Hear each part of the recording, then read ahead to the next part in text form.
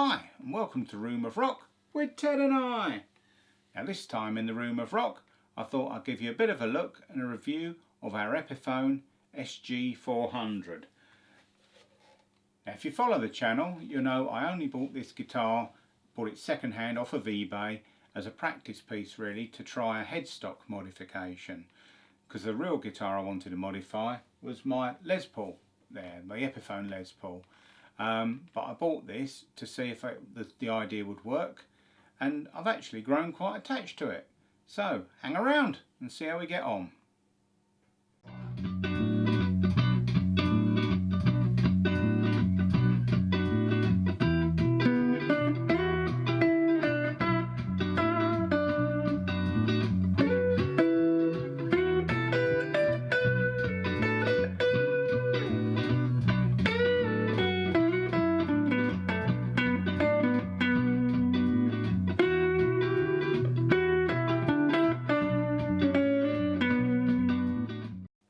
It's all mahogany, so it's a mahogany neck rosewood fingerboard, or it's a rosewood fingerboard on this model because it's second hand. It's a few years old, so possibly the more modern ones aren't using rosewood. I think they're using a wood like palfaro or something, which is kind of a rosewood substitute. But I think looking at this looks very much like a rosewood board. Mahogany body, mahogany neck. Now I believe the body's made up of 3 or 4 pieces of mahogany, and I think it's got a mahogany veneer on the front and back so that it looks like a single piece, but it's very nicely done. This one is made in China, so as the current ones are. I have to say the workmanship is very neat. I've been inside the control cavity and done a little bit of wiring, as you'd expect probably from me to have a little bit of a fiddle, and yeah, it's very tidy in there, so you can't grumble at all with it. It plays well. I mean, I got it second hand, so I can't obviously comment on the initial setup, but when I picked it up it was playing pretty well. I've addressed that slightly, altered the action, adjusted the intonation very slightly, but other than that it was pretty well good to go. One thing I would say, if you're looking for one of these, especially second hand, one thing I noticed that hadn't occurred to me before I started looking for one was there's a few for sale out there with damage around the input jack or the output jack. The problem is obviously it's a back routed cavity and the wood is pretty thin here, so if you've got a jack lead in here and you catch it, or maybe a straight jack and it gets knocked over, there's a danger it could with force split the wood, and there was a few for sale second hand that actually had that. So I made sure that I looked around to make sure there was no obvious damage around here, or it hadn't been covered up with a little plastic plate or something on there. And I'll show you what I've done to try and prevent that from happening. But I think the best thing to stop it happening, if you've got one and you want to try and future-proof it, is using a right angle jack lead in there. So don't use a straight one that protrudes too far out, because the other thing that I noticed I did and got caught with was standing on the jack lead. If you move forward with it plugged in, you catch it under your feet, and then you're starting to put pressure on it. So now I only use a right angle jack lead, and I tend to wind it once around the strap so it's coming up out of the way. So in theory, if you did tread on it, you won't actually be putting strain on the jack socket. And also, if the guitar happened to fall over, and obviously if it fell over that would probably be the least of your worries, then the knobs are about the same height as the right angle jack socket would be, so it wouldn't necessarily take the brunt of the impact at this end of the guitar. So just something to bear in mind if you are thinking of buying one second hand. Just make sure that on wherever you're buying it from there are pictures of this area, the control area, and you can see it's undamaged, because to be honest 1 or 2 people were selling them and they made no mention of the fact there had obviously been damage there. There's I suppose just tried not to draw your attention to it. so beware. Now this model has got the traditional Tunematic bridge and tailpiece. It's got 2 volumes, 2 tone controls and a 3-way switch. It's got no coil taps on this model. I think the 400 Pro does have coil taps, but to be honest with you, I wasn't particularly bothered about that, because I think that personally now, I think if you want that single coil sound, you get a much better single coil sound using a single coil guitar than you do coil tapping a humbucker, and also you do away straight away with any hum cancelling that you had. So you know, it wasn't something that bothered me. For example, the Les Paul here doesn't coil tap either, but the pickups do have enough conductor wires or connection wires that I could coil tap them if I wanted. A couple have been joined up, but I wouldn't bother. You know, I'm quite happy with the 3 basic sounds that are hum cancelling. And to be honest, if you're recording or something and you've got lights on, you've got a computer on, you know, it is a bonus to have a guitar that is hum cancelling, because VDUs, like monitor screens, do seem to put out a lot of high frequency buzzes that do get picked up on single coil pickups. So the guitar's extremely light, as I might have said before. You know, you would play this all day and every day and it wouldn't be an issue at all. You're not going to be feeling the weight of it. They've got Grover Rotomatic tuners on, so they've got good quality tuners straight away, so that's something you're not going to ever have to really worry about upgrading, unless you wanted for some reason to go over to locking tuners or different style of tuners. The tuners on them are, you know, excellent. They're smooth, they're nicely ratioed to tune up, so to me they're a fit and forget part. They're not something you're going to need to upgrade. Listening back on the pickups when I've played it, I have to say I think the bridge pickup lacks a bit of character compared to the neck pickup. The neck pickup's always going to be in a better position because it's getting more of the string vibration, because obviously the further back the vibration is restricted a bit more by the fact that, you know, the string starts sort of here, so it's only just starting to sort of oscillate here, whereas by here it's, you know, there's more string movement, so it will have a bit more punch. But you know, there is a noticeable difference in volume between the two. Maybe it wants a slightly more powerful bridge pickup to compensate that, but other than that I can't really fault it. The controls are all smooth and responsive. One modification I have done to it, well, I've done 2 modifications, neither of which particularly alter the sound, so whatever you hear would be kind of what you'd expect to hear if you went and bought one and got one yourself. I've put a couple of treble bleed kits on the volume controls, which again I've shown you how to do in one of my other videos, just so that when I roll the volume back it's not losing any of the top end, it's still keeping nice and bright, because it's nice to play with it, you know, back at 7 or 8 or something, so you've got a little bit more to turn up if you want, if you're taking a solo or something. One other thing I've changed is the 2 tone pots.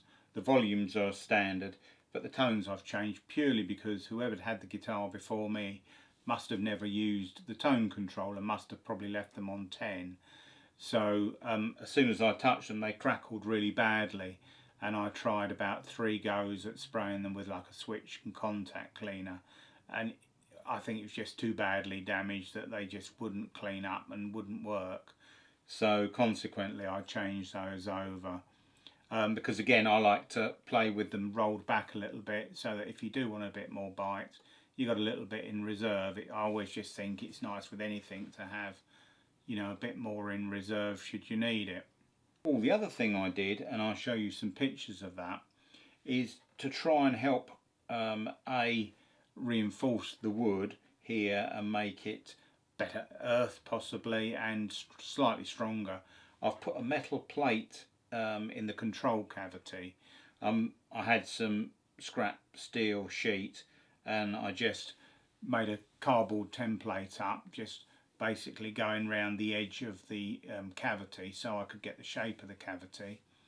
Then cut it down a bit so it fitted in, and then once it was pushed in you could then mark up hole positions, so that, because I know Gibson on some of the Les Pauls have got metal plates in the control cavity on the older ones, and I thought it works as a good earth point because it suddenly earths everything together, so it should help shield the guitar from unwanted noise. And also, because these are all screwed into a metal plate, it will make it a bit more robust again should something catch the output socket and make it want to try and split the wood. So as I say, I'll show you some pictures of that. The other thing I'd recommend is playing with a strap on, because as I've said to you, it is a bit nose heavy, so having a strap on is going to stop it maybe taking a nose dive off your lap. And also I've got a couple of strap locks on it. Now the strap locks I've started using, I don't know if you can see that, are just these sort of rubber, almost like rubber washers. I think they're quite reasonable. I think, you know, they're a few pounds for, I think I bought 8, so enough for 4 guitars. And you just use an ordinary strap and then you just push that on the top of the strap to stop it coming off, and that will not come off, and it saves having to have maybe a strap then that's bespoke to one particular guitar, because if you use, say, shallow strap locks, which I've got on my Squire Strat, then that strap's got to sort of stick with that guitar unless you convert everything over to shallow strap locks. But these I think are quite a good idea, and I just didn't have a huge amount of confidence in that back strap button purely because of its mounting position, so I thought, well, for the sake of a few quid, I'll put a couple of those on. So and again, there's one on there if you can see that. So what can we say? The neck is I suppose a medium C. I will take some measurements, but it looks pretty similar to the vintage guitar that I reviewed, so I'm thinking roughly about 20mm at the nut deep and probably 25mm at the 12th fret, but I will clarify that and check. It's comfortable, and I was worried because of the fact that the body joint is quite small on these, that I know there's a 10 and under there, but you know, the contact area is more reduced than it is on, say, a Les Paul, where you've got all the top wing coming over to aid the strength of the neck joint, that it'd be a bit like a tremolo arm, but it isn't at all. The tuning stability is good, and unless you're being silly, you're not, you know, and forcing it, it doesn't want to act like a tremolo arm on the thing, so that again is good.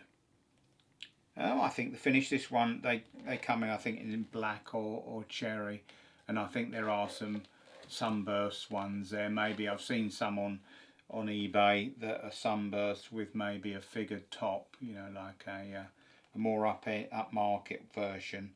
But I liked the cherry. It reminded me a sort of Angus and AC/DC. It seems to me to be the traditional colour for this type of guitar. So yeah, I'm pleased with that, very pleased with that. Well, what I can do, I'll pop her on the scales so I can give you a weight, but the weight is pretty insignificant, and we can plug her in and you can have a listen to her. Well, just to sum up a couple of bits about the guitar, I have put it on the scales and weighed it, and it weighed 2.4 kilos, which is roughly the £5 mark. So as I say, it is a nice light guitar, so if someone's looking for something that wasn't too heavy to play for a long time standing, or maybe a younger player starting out, it's a very big plus point possibly, because some guitars are quite weighty and they do take it out of you after a period of time. The other thing, it's fitted with Alnico classic humbuckers, which is the same as the current ones are. These obviously are the stock pickups, done no modification there that would affect the sound. Do I think it's a good guitar? Yeah, I do. I think it would make a good first serious electric guitar for someone. A great second guitar for someone, you know, a backup guitar if you're a gigging musician. I mean, I think it's easily good enough to be out gigging with. You know, possibly, as I mentioned earlier, if you were doing that with it, you may think later on about swapping out the pickups or swapping out the bridge humbucker for something with a little more, possibly slight more definition, maybe. But listening back to the sound clips, it didn't let itself down, and I thought it good on the solo for easy. And when I played that, I didn't use a distortion on the amp, because the original recording of that, if you listen to it, he's used like a fuzz pedal, so it's quite a raspy sound, but I didn't want to go that far, so I used my Rat distortion pedal instead of the Marshall's dirty channel, just to get something approaching a bit more aggressive sound, possibly, for that.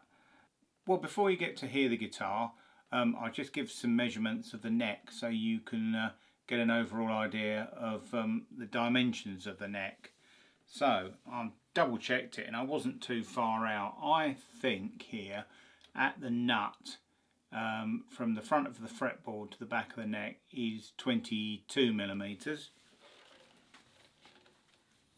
At the 12th fret, I make that 25 millimeters there. So width at the 12th fret is about 52 millimeters,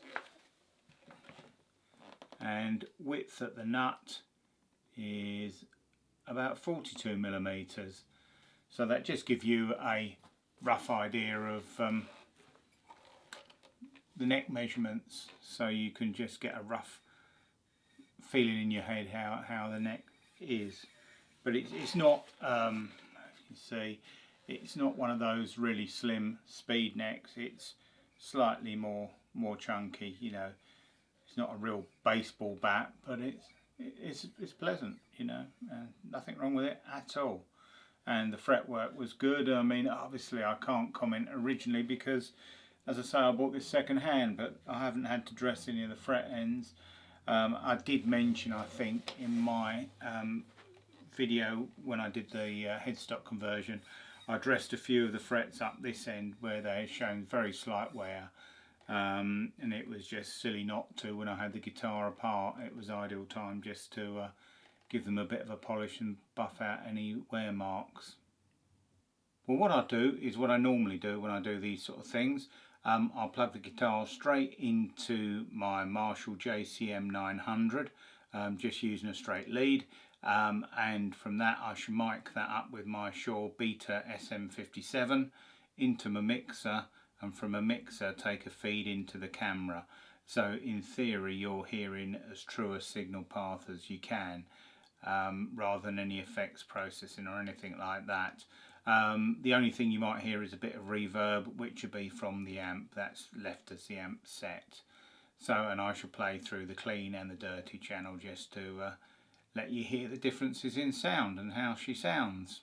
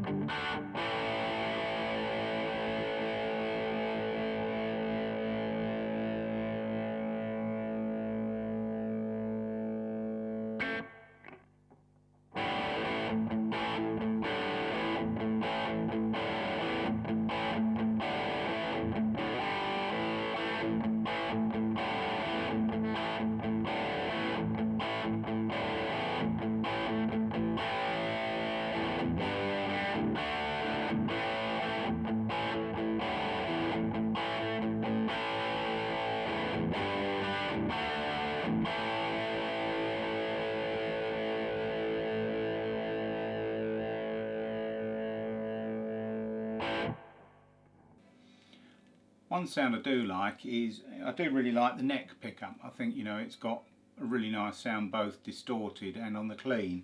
You know, in the clean it's...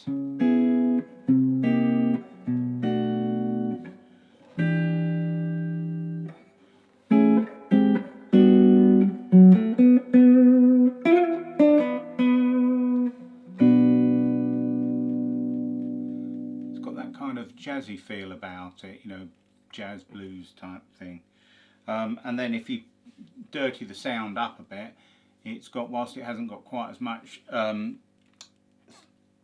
maybe sustain as a Les Paul, it'll do a pretty good job.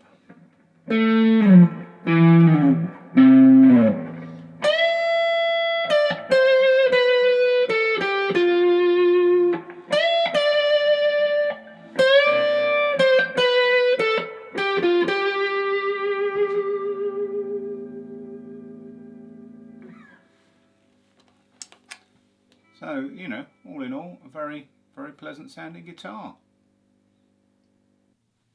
Well, as we always say in the Room of Rock, if you like what we do here, please give us a thumbs up and maybe think about subscribing. It means a lot to us. It means a lot to Teddy Boy there, because you know he's on a campaign to be bigger than Sooty. And with your help, there's a chance he could do that. So, we'll see you again soon in the Room of Rock with Ted and I.